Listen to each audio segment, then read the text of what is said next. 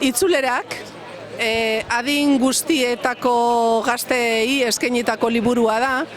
Berton topatuko dugu 16. mendean bizi izandako pertsonaia erreal bat, Martija de Jauregi, emagina eta sendalaria izan zena, eta ni ahalegindu naiz bere bizitzaren aldi bat berrera ikitzen 21. mendeko 17 urteko neska bat hartuta. Bion artean, saltoak eginez 16. mendetik 21. mendera, bion artean eingo dugu bidaia geografiko eta bidaia espiritual bat ere Lekeition, Garraitzetan hasi, Kostan hasi eta Nafarroako lurretaraino. Bertan jardun zuelako emagin Martija de Jauregik erbesteratua izan zen arte 1582an. Liburu hau idazteko prozesua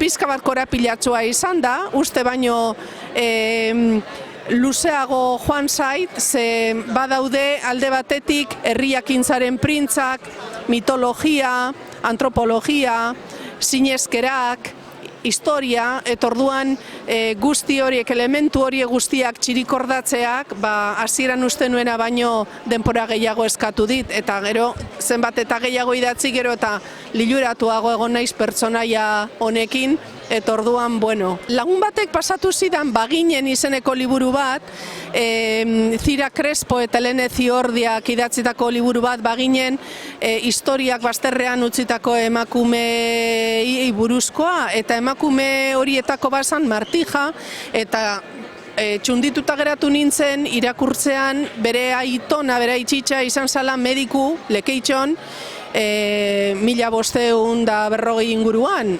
Izan ere akta ere topatu dugu, konsejuak egindako kontratua bertan lan egiteko. Nik ez dakit Martijak Lekitxorekin zerikusirik izan zuen zuzenean, inoiz bizi izan bazen txikitan, baina nik baietz nahi izan dut pentsatu, eta orduan gutxi gora bera hortxe abiatzen da historia, ezta? Eta klar, bere izan zen emakume bat oso estimatua, bere langintzari esker, baina, klaro, orduan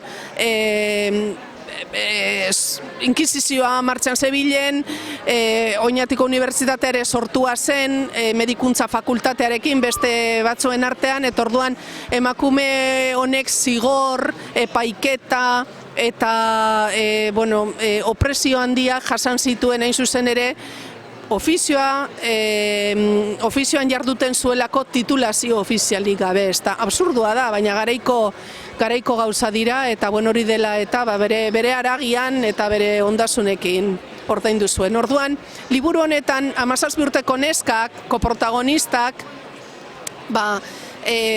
pairatuko ditu aro modernoaren eta bere aro garaikidearen arteko kontrasteak, gorputzari dagokionez, ohitura higienikoei dagokienez, pentsamentuei, emakumeen tratuari dagokienez, eta bar.